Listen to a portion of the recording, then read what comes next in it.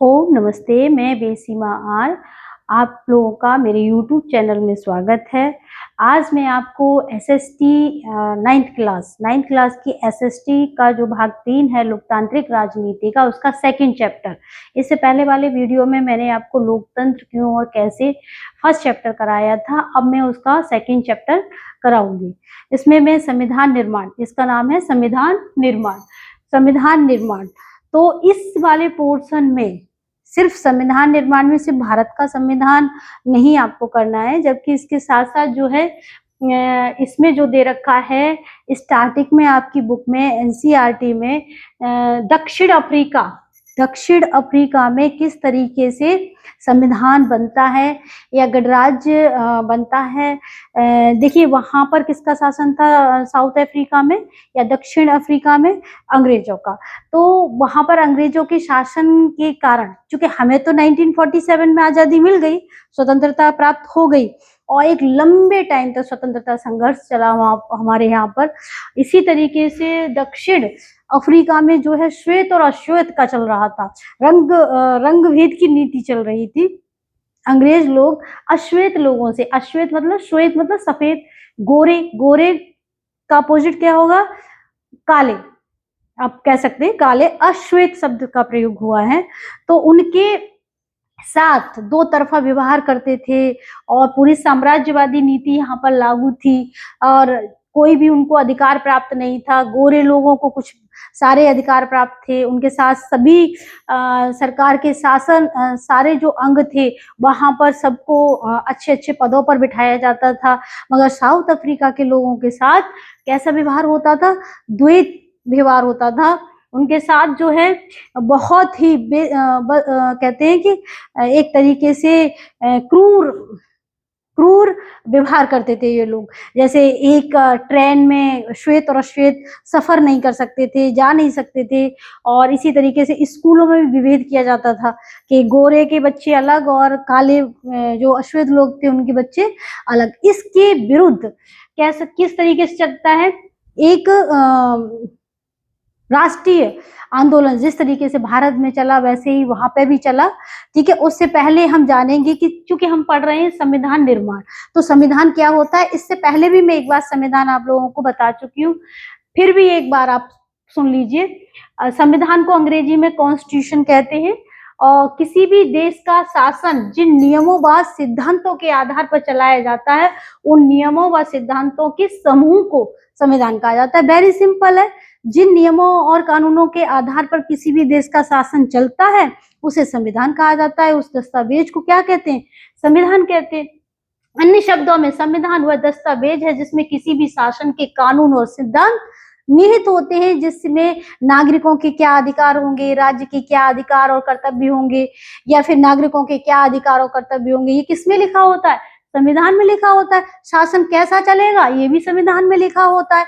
इसी के साथ साथ देखिए, अब ये आपका संविधान के है क्या, उसके बाद हमें पढ़ना है कि दक्षिण अफ्रीका में कैसे लोकतांत्रिक संविधान की स्थापना होती है और भारत में किस तरीके से संविधान निर्माण होता है। तो हम पहले दक्षिण अफ्रीका में लोकतांत्रिक संविधान को थोड़ा सा शॉर्ट में जानेंगे। देखिए बहुत अधिक ज्यादा, जैसे कहते हैं ना किताबों में बहुत बहुत लिखा होता है तो बच्चे उसको कैच नहीं कर पाते कि एग्जैक्टली हमें क्या करना चाहिए। तो उसी चीज को मैंने समराइज कर के यहाँ पे लिखा हुआ है। अगर आप उन 5, 7, 8 लाइनों को समझ लेंगे तो समझिए आपने दक्षिण अफ्रीका के संविधान को समझ लिया, दक्षिण अफ्रीका में जो मूवमेंट चला था उसको भी समझ लिया। दक्षिण अफ्रीका में लोकतांत्रिक संविधान, दक्षिण अफ्रीका में गोरों का शासन था। अश्वेत लोगों ने इसका विरोध किया, इसके लिए संघर्ष किया, अपनी स्वतंत्रता के लिए, अपने अधिकारों के लिए संघर्ष किया, जिसमें कि इनके जो नेता थे वो नेल्सन मंडेला थे। ठीक है, तो अश्वेत थे, ये कैसे थे? अश्वेत थे। ठीक है, गोरे नहीं थे, काले थे, अश्वेत थे और इन्हें कोई अधिकार नहीं और इनको बहुत प्रताड़ित किया गया था। और इनको क्या किया उन्होंने? 27 वर्ष जेल में डाला।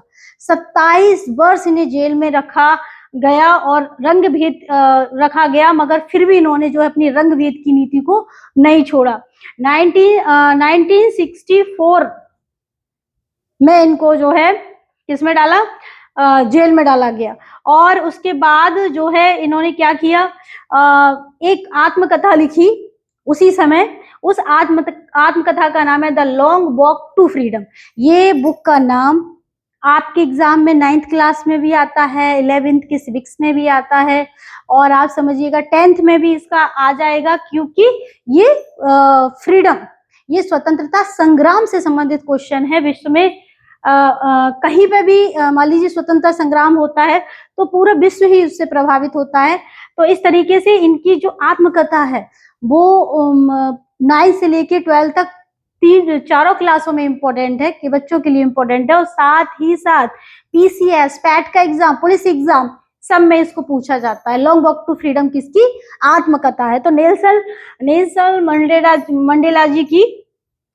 मंडेला जी की ये बुक है, आपको ध्यान रखना है। अच्छा, क्या होता है, बहुत संघर्ष हुआ उसके बाद दक्षिण अफ्रीका को 26 अप्रैल 1994। अब प्रश्न आपका क्या बनेगा 9th क्लास में, ये बताइए दक्षिण अफ्रीका कब गणराज्य बना?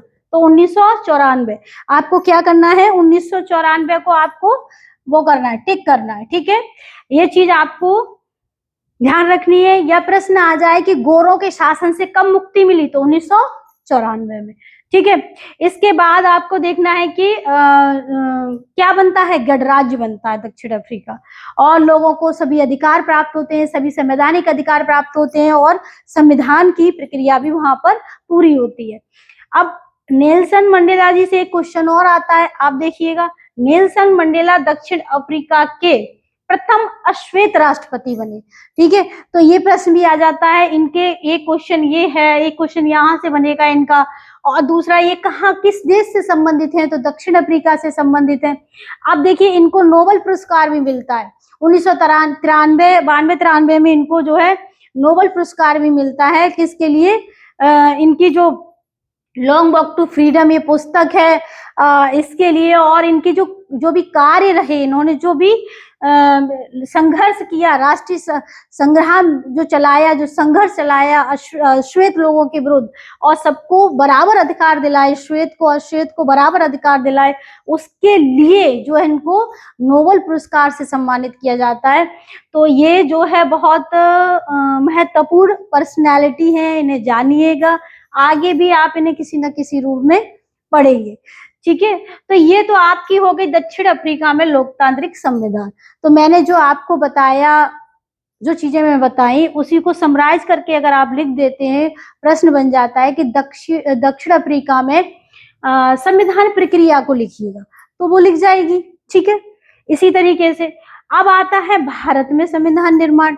अच्छा, ये मेरा जो वीडियो है आपका पार्ट 1 मैंने इस पर डाला हुआ है, देखिए पार्ट 1 में है, इसका ही पार्ट 2 आएगा, उसमें भारत में संविधान निर्माण किस तरीके से होता है, ठीक है। भारत में जो संविधान का विकास कैसे होता है, यहाँ इंपॉर्टेंट पीसीएस वाले बच्चों के लिए भी बहुत रहेगा, क्योंकि मैं इसमें सिरे से 1896 में जब पहली बार आवाज उठाई जाती है संविधान के लिए, वहां से लेकर के आगे तक चलूंगी कि किस किस स्तर पर किस किस व्यक्ति ने, या किस किस कहते हैं ना, किस ऑर्गेनाइजेशन ने, किस संस्था ने संविधान निर्माण की प्रक्रिया के पर कार्य किया, पर कहा। इस तरीके से एक चैन आपको मैं प्रस्तुत करूंगी, तो वो हर बच्चे के लिए इम्पोर्टेंट है।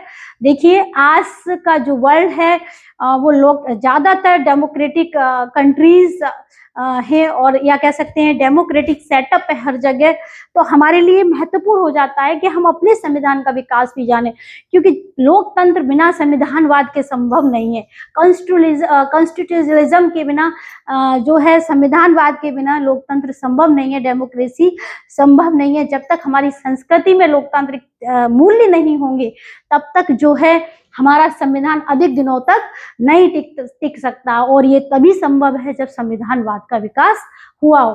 तो भारत जैसे देश में संविधान निर्माण की प्रक्रिया कैसे शुरू होती है, अब देखिएगा आपके संविधान का निर्माण किसने किया, संविधान सभा ने किया। फाइनल स्टेज में संविधान सभा ने किया, मगर इसके लिए प्रयास तो काफी टाइम से चल रहे थे भारत में। इसी को मैं पार्ट बी में बताऊंगी, ब्लैक बोर्ड पे चार्ट बना करके बताऊंगी आप लोगों के लिए, ठीक है। उसके बाद बताऊंगी किसने किया, संविधान सभा ने किया, या संविधान सभा में कितने सदस्य थे, और इसी के आगे जो है संविधान जो प्रारूप समिति थी उसके अध्यक्ष डॉक्टर भीमराव अंबेडकर थे। उसमें कौन कौन से और सदस्य थे, ठीक है, 7 सदस्य थे। तो कौन कौन कौन से 7 सदस्य थे ये आपकी 9th क्लास की एनसीईआरटी में नोट किया गया है। इसलिए आपकी रिस्पॉन्सिबिलिटी भी बन जाती है कि आप जाने कि भारतीय संविधान का निर्माण किस तरीके से हुआ, ठीक है। इसी के साथ साथ जो है भारतीय संविधान में किन किन चीजों को समाहित किया गया है ये भी मैं अपने पार्ट 2 वाले उसमें दूंगी। तो आप मेरा नेक्स्ट वीडियो भी अच्छे से देखें। जो इसका कहते हैं ना इसका ही वो आधा वाला पार्ट होगा, भाग होगा। चूंकि मैं बहुत बड़ा वीडियो नहीं बनाना चाहती, बच्चों को डाउनलोड करने में भी दिक्कत होती है, इसीलिए आधा पार्ट में आधा जो भाग है इसका पार्ट 2 में भेजूंगी, आप लोगों को शेयर करूंगी। और ये उसी संविधान निर्माण के टॉपिक के नाम से ही आपको यूट्यूब पर मिलेगा। सो प्लीज आप लोग इसे देखना ना भूलें, सुनना ना भूलें, और मेरे वीडियोस को ज्यादा से ज्यादा शेयर करें, कमेंट करें और लाइक करें, जिससे कि अधिक से अधिक मुझे भी वीडियोस बनाने का या आप लोगों से अच्छे रिस्पांस मिलने की जो उम्मीद होती है वो मेरी पूरी हो। आप सभी का बहुत बहुत धन्यवाद कि आप जैसे मैं व्यूज में देख रही हूँ अपने, उससे मुझे लगता है कि स्टूडेंट्स बहुत लाइक कर रहे हैं, तो मेरे लिए बहुत अच्छी बात है। आप लोगों का बहुत बहुत धन्यवाद। फिर मिलते हैं।